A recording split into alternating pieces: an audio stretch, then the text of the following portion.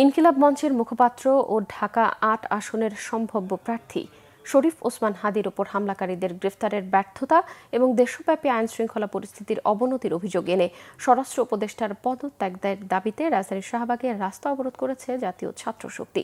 সোমবার দুপুর ১২টার দিকে শুরু হওয়া এই বিক্ষোভ কর্মসূচির মাধ্যমে জাতীয় ছাত্র শক্তি দ্রুত ওসমান হাদির আসল হামলাকারীদের গ্রেফতারের দাবি জানায়।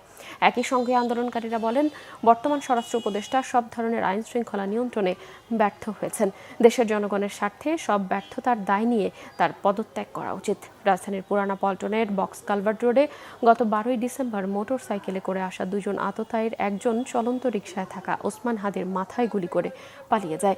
আজ দুপুরে তাকে একটি এয়ার অ্যাম্বুলেন্সে করে উন্নত চিকিৎসার জন্য সিঙ্গাপুরে নেওয়া হচ্ছে। এদিকে হাদিকে গুলি করে হত্যা চেষ্টার ঘটনায় রাজধানীর পল্টন থানায় একটি মামলাও দায়ের করা হয়েছে। তার এক আত্মীয় এই মামলার বাদী হয়েছেন। এই ঘটনায় এখন পর্যন্ত সন্দেহভাজন ৮ জনকে আটক করেছে আইনশৃঙ্খলা বাহিনী।